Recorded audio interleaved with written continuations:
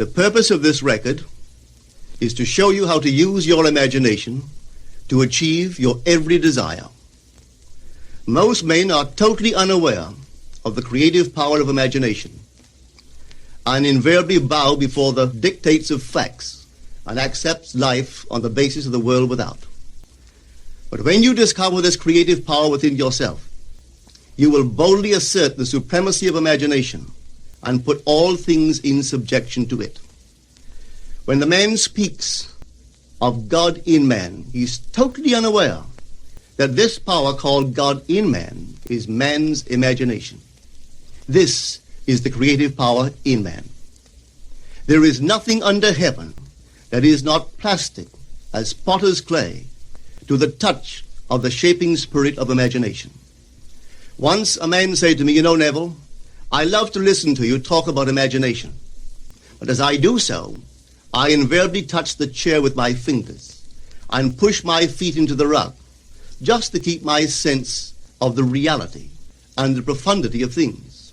Well, undoubtedly he is still touching the chair with his fingers and pushing his feet into the rug. But now let me tell you another one who didn't touch with her fingers and didn't push that foot of hers onto the board of the streetcar. It's the story of a young girl, just turned 17. It was Christmas Eve, and she is sad of heart. For that year, she had lost her father in an accident, and she's returning home to what seemed to be an empty house. She was untrained to do anything, so got herself a job as a waitress. This night is quite late, Christmas Eve. It's raining. The car is full of laughing boys and girls home for their Christmas vacation. And she couldn't conceal the tears. Luckily for her, as I said, it was raining.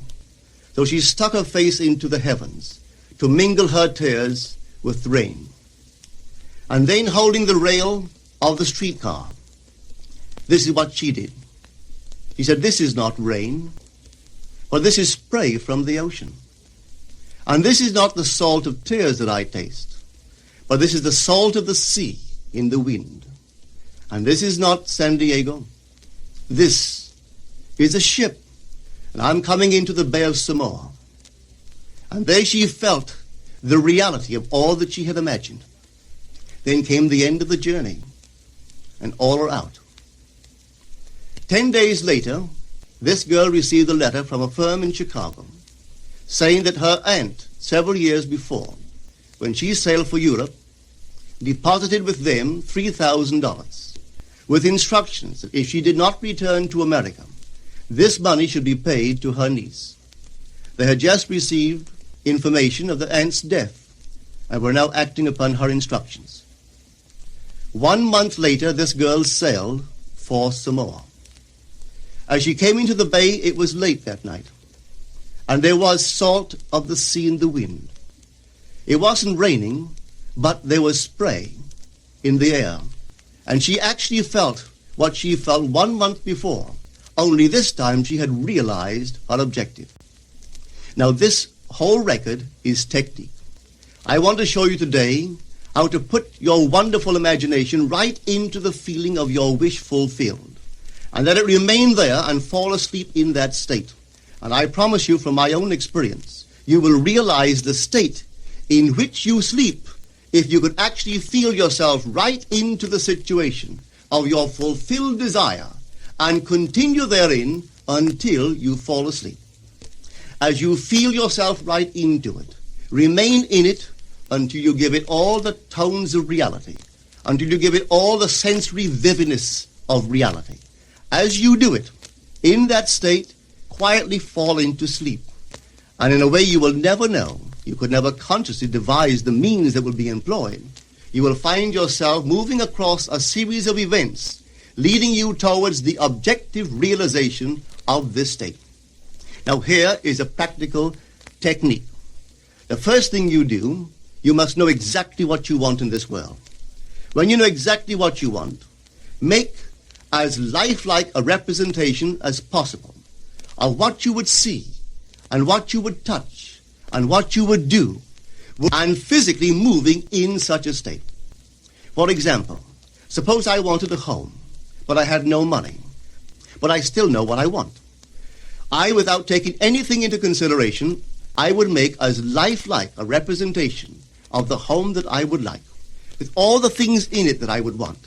And then, this night, as I would go to bed, I would, in a drowsy, sleepy state, the state that borders upon sleep, I would imagine that I am actually in such a house, that were I to step off the bed, I would step upon the floor of that house.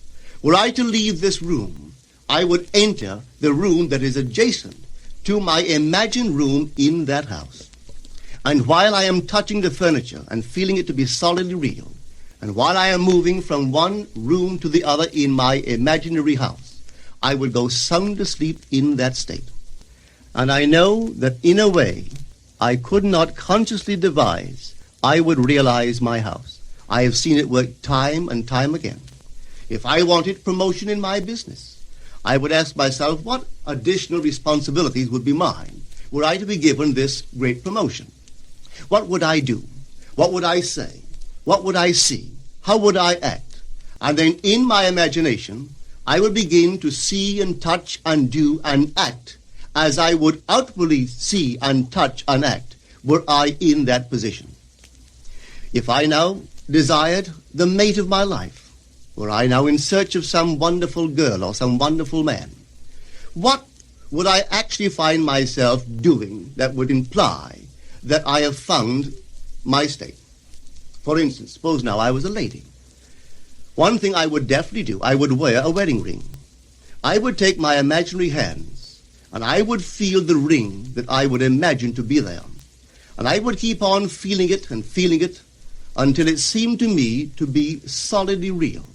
I would give it all the sensory vividness I am capable of giving anything. And while I am feeling my imaginary ring, which implies I am married, I would sleep. This story is told us in the Song of Songs, or the Song of Solomon. It is said, "At night on my bed, I sought him whom my soul loveth. I found him whom my soul loveth, and I would not let him go until I brought him into my mother's house, right into the chamber of her that conceived me." If I would take that beautiful poem and put it into modern English, into practical language, it would be this.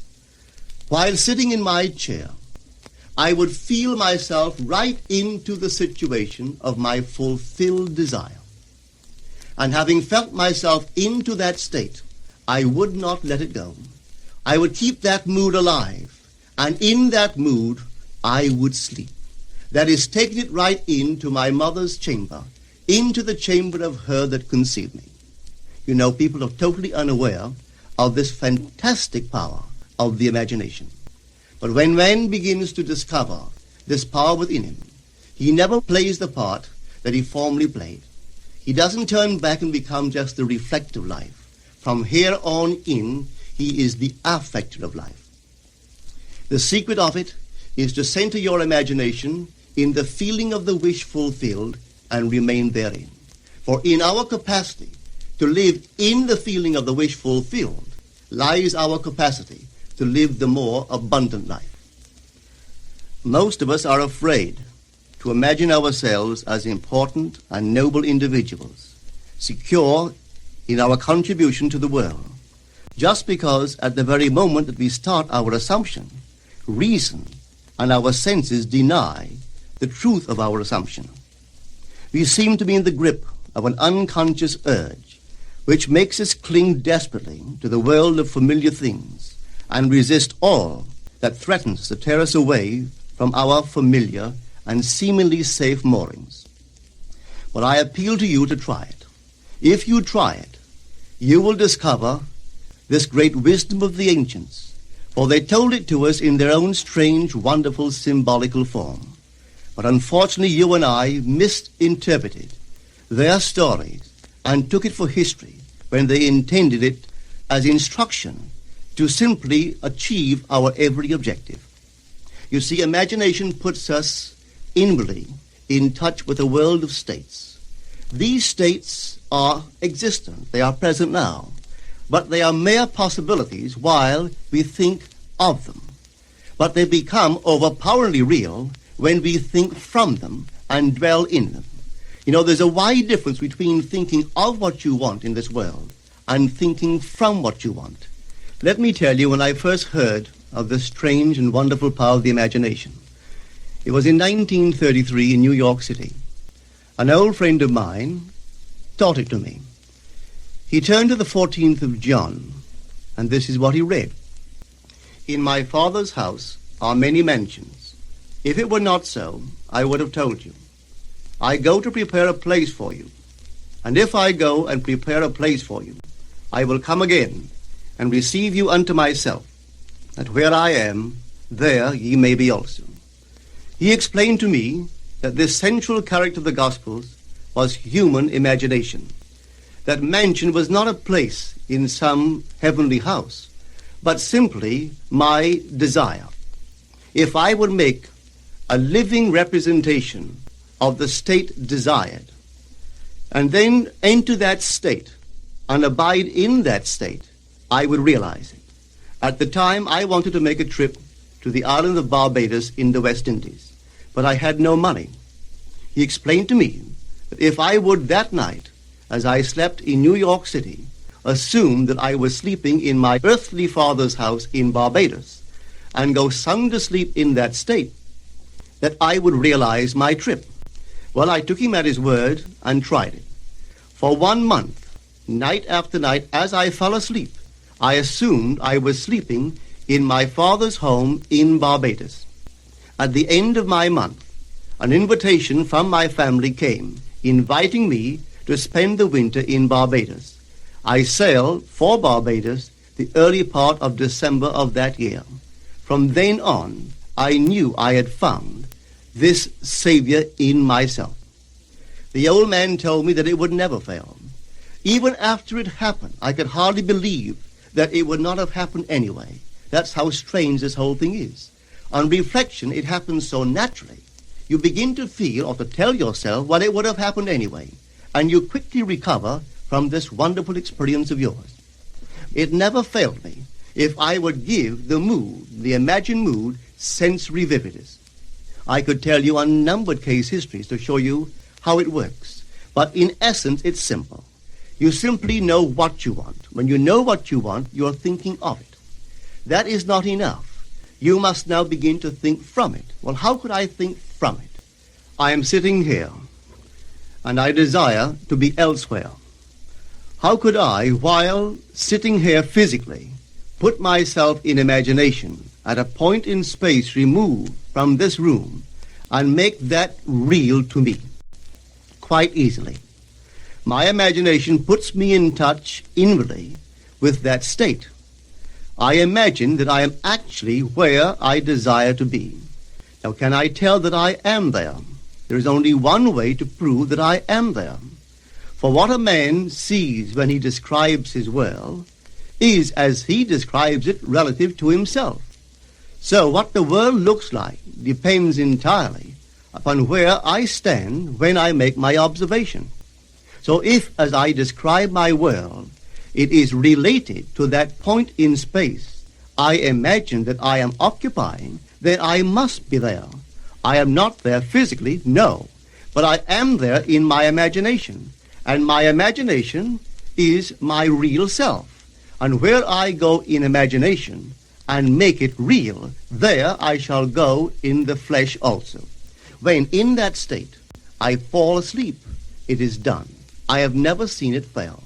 So this is the simple technique on how to use your imagination to realize your every objective. Here is a very healthy and productive exercise for the imagination. Something that you should do daily. Daily relive the day as you wish you had lived it, revising the scenes to make them conform to your ideals. For instance, suppose the day's mail brought disappointing news. Revise the letter. Mentally rewrite it and make it conform to the news you wish you had received. Or suppose you didn't get the letter you wish you had received. Write yourself the letter and imagine that you received such a letter. Let me tell you a story that took place in New York not very long ago. In my audience sat this lady who had heard me numberless times.